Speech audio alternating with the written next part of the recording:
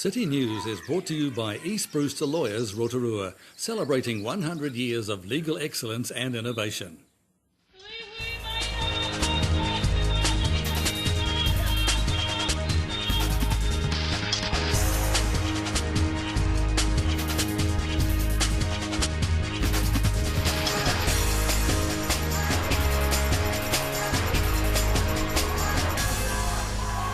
Kia ora Rotorua, ahead in tonight's bulletin.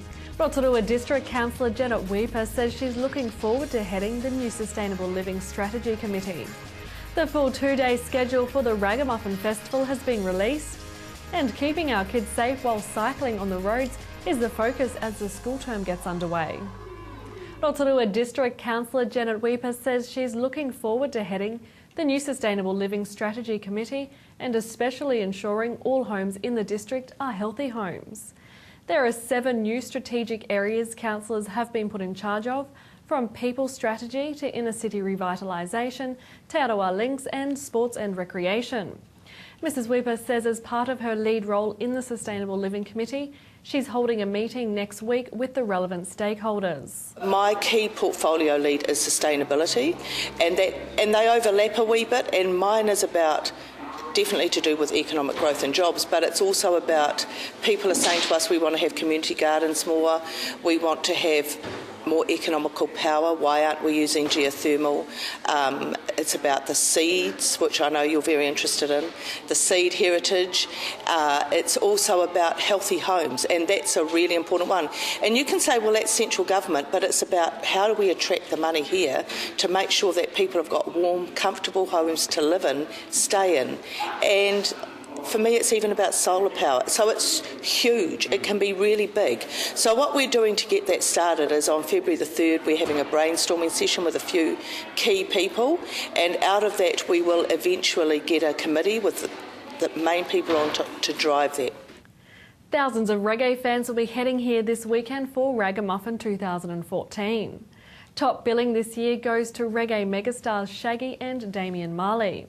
The full 2-day schedule for the festival has been released, showcasing 17 artists, including 9 international acts and 12 top DJs performing this weekend at the Rotorua International Stadium.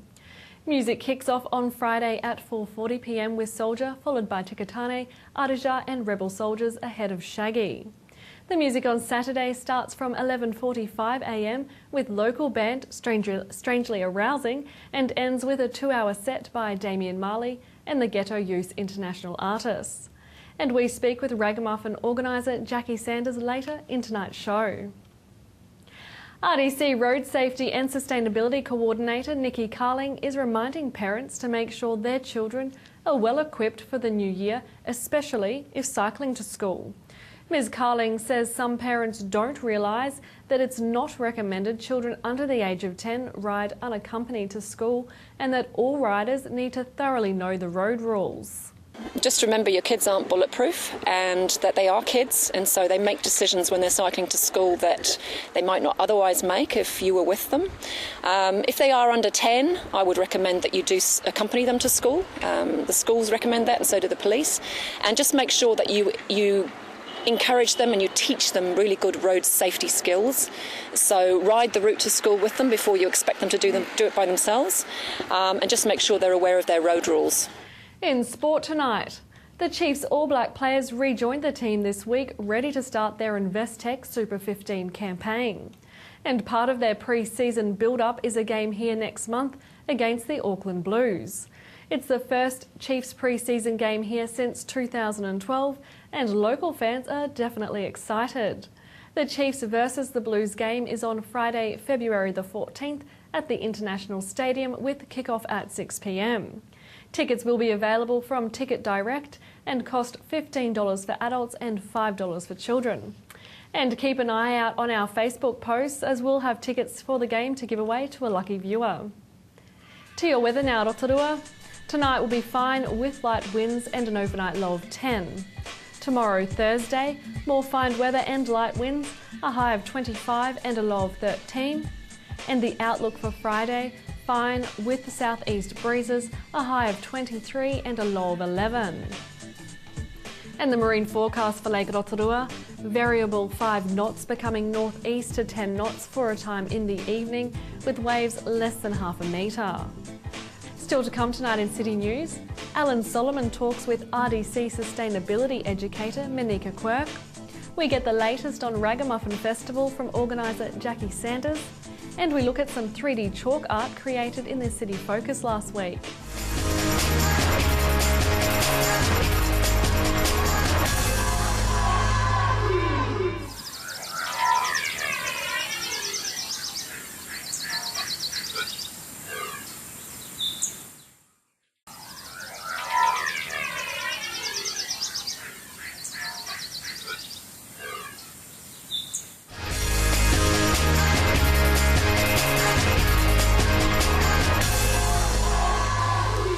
Well, as Kiwis, we all love the environment, especially here in Rotorua. And today we're down here at the wastewater treatment plant. And with me today is a very special woman because she's got a very interesting job. Monika Quirk, thanks for joining us today. Now, you're the sustainability educator at the RDC. Now, that's a massive role, a massive title. What exactly do you do? Yeah, it is a big title, and my job's actually a lot more simpler than it sounds. It's just about educating people about what we do well and what we can do better in our community in terms of water and wastewater and our resources that we use. Do you find people are interested in this sort of things? Hugely interested, and children in particular. They love being little advocates in their house about what's going on out there, so it's a fantastic job. Well, let's go down that avenue a little bit. Let's talk about the kids. You obviously see a few during the week or during the year. How many actually come down and you actually have interaction with? Yeah, we have lots of little programs that we run. We run one here where they come through the wastewater treatment plant, and they love the yuck factor of the place here. And it is a really amazing plant we've got here. We've recently done a big upgrade here. Got real high quality discharge water. So it's something that, as a community we're all proud of. We also take the kids down to our new environmental education centre based at the recycling centre. And we've had 1,800 kids through there since it opened in May. And that's really popular as well. Yeah. Well, I guess if we want to see change, that's where we need to start, because obviously, like you said, the kids love it, and then they want to pass that on to the parents, don't they? Yeah, the kids are really good at keeping us honest. They ask us questions that we know and we don't really want to hear. But they're really good at just bringing us back to what's actually important. Yeah. So, and they're great little advocates.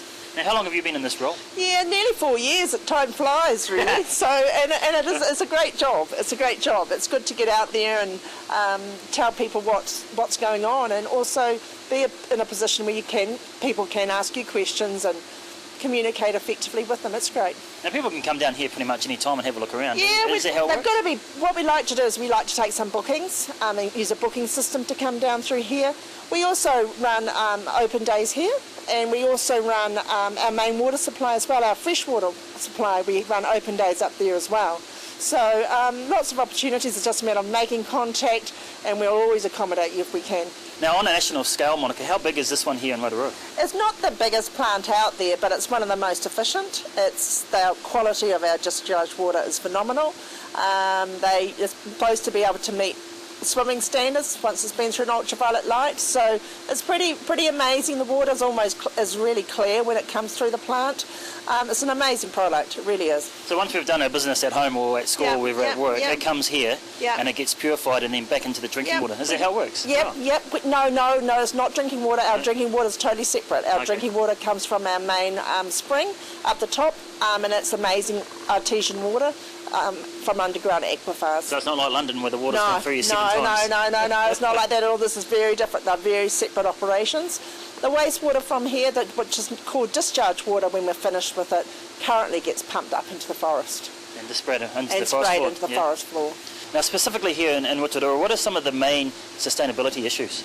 It's really about conservation and reusing what we've used properly, like in terms of our recycling, to take it to the recycling centre, just to make the right decisions, make good decisions about when you're watering your gardens, make good decisions about a whole range of stuff that we consume. It's all about managing our resources. Now, obviously when the kids come down here, I'm sure they're pretty interested in what's going on. What sort of things do they ask you? they really are really interested in what actually goes down the toilet from the beginning. Like they do have sort of quite a morbid fascination with those Lego, what happens to Legos and cell phones and money and all the other stuff, goldfish. They do have, yeah. But I think they also find it really interesting the fact that the sludge goes through to the worm farm in Rotorua at the moment, and they really find it interesting to see those big eco-cast trucks and to know that there is a whole concept of recycling our waste as well. Wow. So they like that. I mean, they like all the noise and the machinery and everything happening here. It's interesting.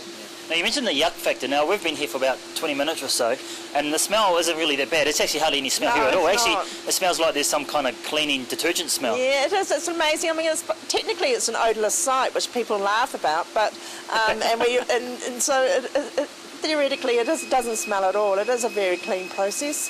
So, and it's just a real high-tech plant. It's not like a lot of your plants, which is putting discharge water into your rivers and streams or further on pollution. It's not like that at all. It's fantastic. And how many staff are down here at the moment? Yeah, well, there's only about 16 or 17 of us, which feels like a very small factory. So, but it's all go. Never a dull moment. It never stops. This business always goes on. Now, I'm keen to have a look around, so thanks for your time, Monica. No, thank you. We'll have a look at all the different places. Actually, before we go, what's lean over there? That's where they take out the last of the moisture out of our sludge before it then goes along the conveyor belts through to the farmer, the worm farmer. Yeah, because I just heard it kick in. Yeah, no, All it's right. interesting, eh? Appreciate your time. Thank you.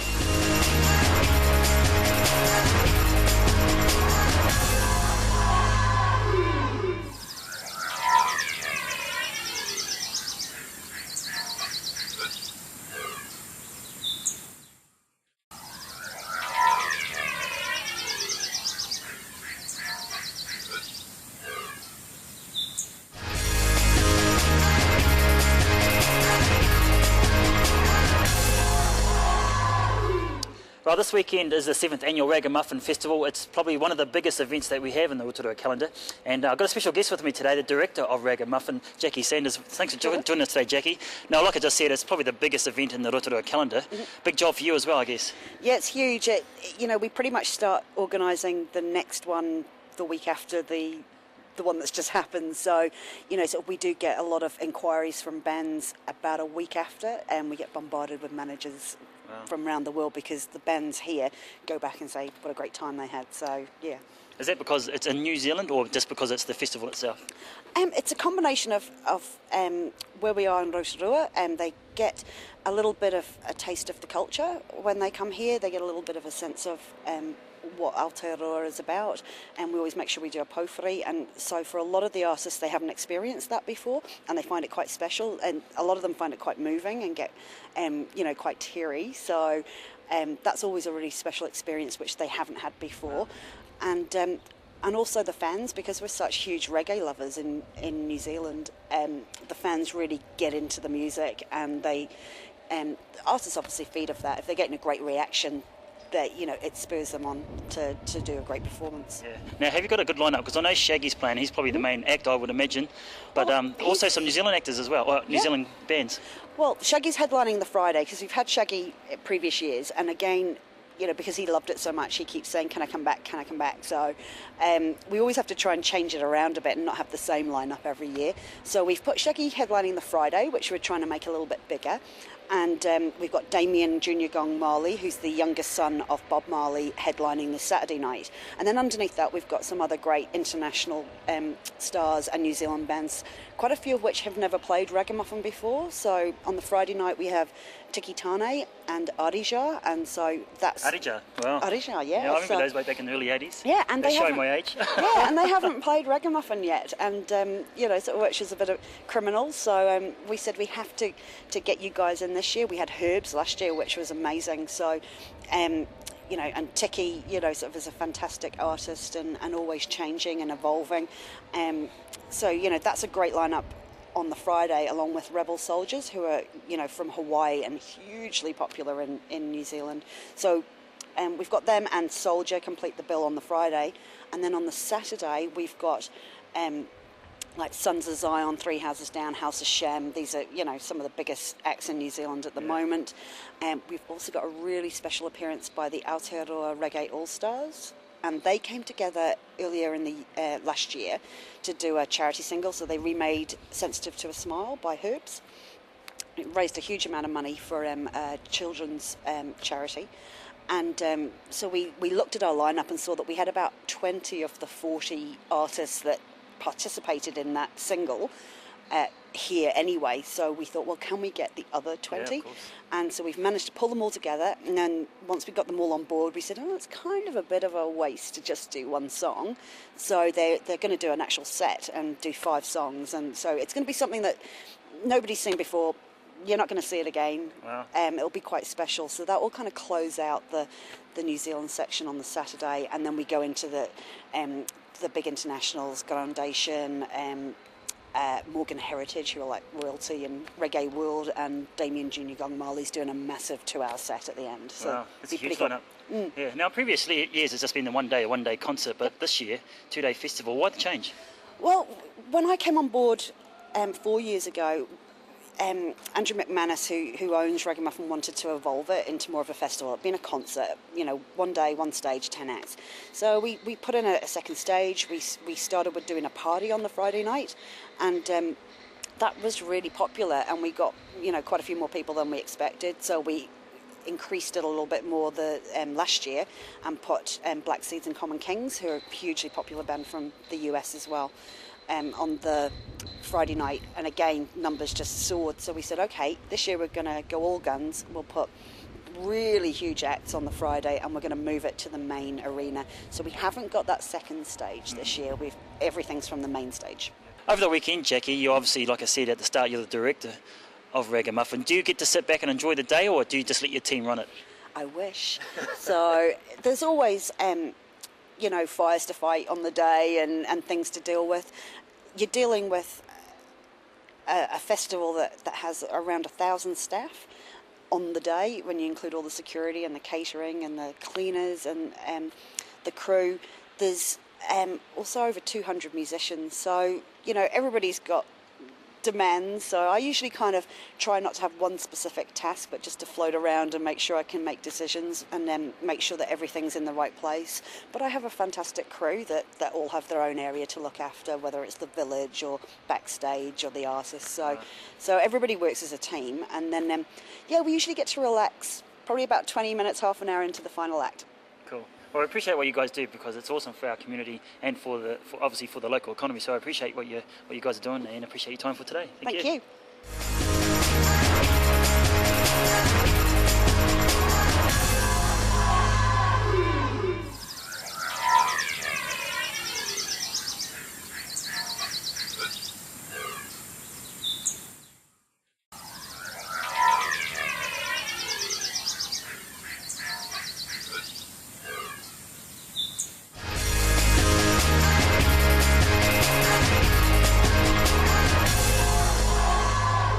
Have you ever heard of 3D chalk art? It's quite an amazing concept. If you jump on Google, you'll find plenty of it on the internet. But today we're down here at the City Focus, and there's a bit of collaboration going on between the City Council and Waiariki, or ex-Waiariki students, and they're just doing some chalk art now, so let's go check it out. Well, joining me now is Shri Shaya. She is the creative arts tutor up at Waiariki. Thanks for joining us today, Shri.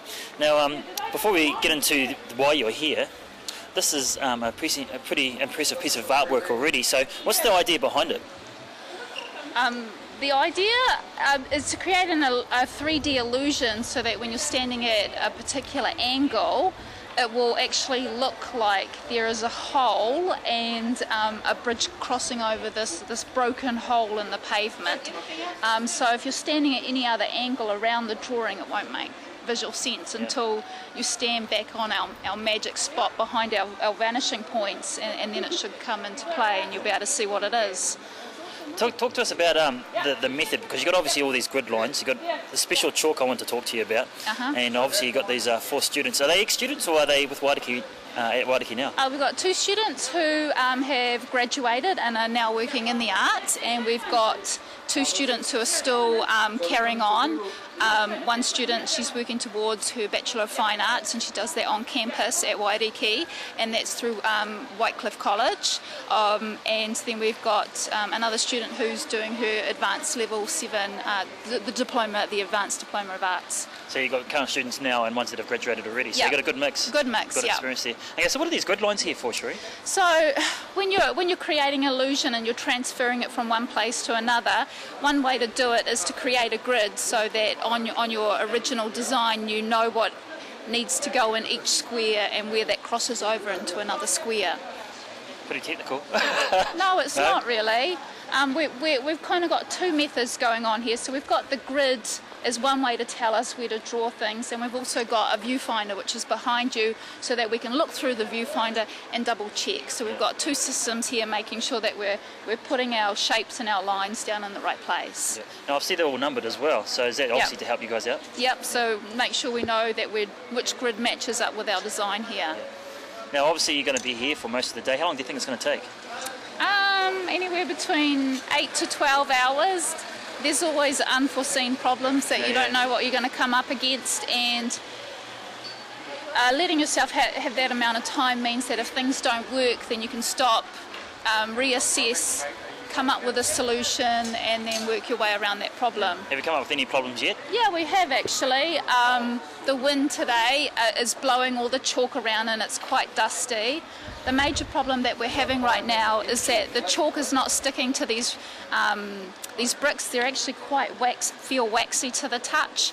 And I've used these chalks before and they usually sink quite nicely into the asphalt, but I haven't drawn on these bricks before, so yeah, the chalk's not sticking that well to the bricks, but we'll make it work. Now this chalk, it's special chalk, isn't it? Because it's the sort of stuff you'd find at Whitcoulls, is it? No, it comes from the States, from a company called Eternity Arts, and the reason we have to use this chalk is because it has a full range of values, and value means lights and darks, and if we don't have a true black and a true white, then we can't create the illusion that the objects are actually three-dimensional.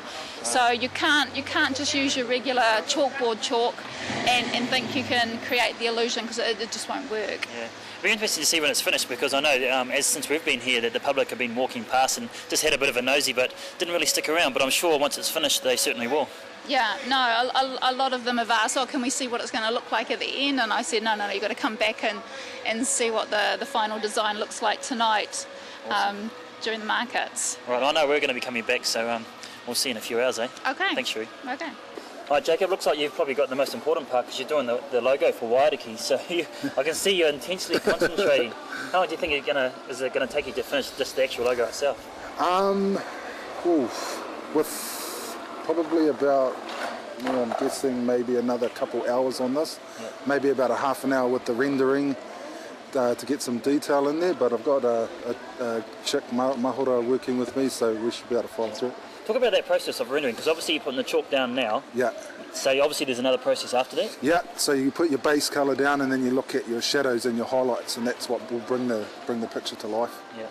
Now you're a bit of a graffiti artist in town. Yeah. In recent years, there's been a lot of negativity about graffiti, but graffiti is actually different to tagging, isn't it? So it's a lot different. So with your stream of art, so to speak, are you trying to change that attitude towards graffiti? Yeah, definitely. It's starting to become national-wide recognised as an art form. There was a couple big expos recently, the one in Christchurch, from the ground up, and they turned Christchurch into an art gallery, and yeah, it's starting to become more recognised. I work with youth and run workshops and show kids the positive side of the art form, and try get kids working along that way with the art form. Yeah.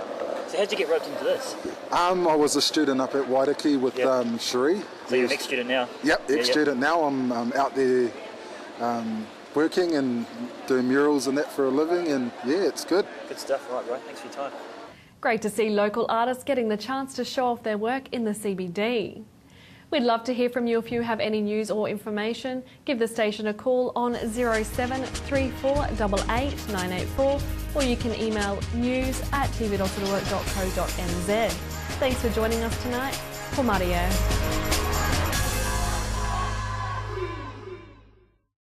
Supporting local content so you can see more of New Zealand on air. City News was brought to you by East Brewster Lawyers Rotorua, celebrating 100 years of legal excellence and innovation.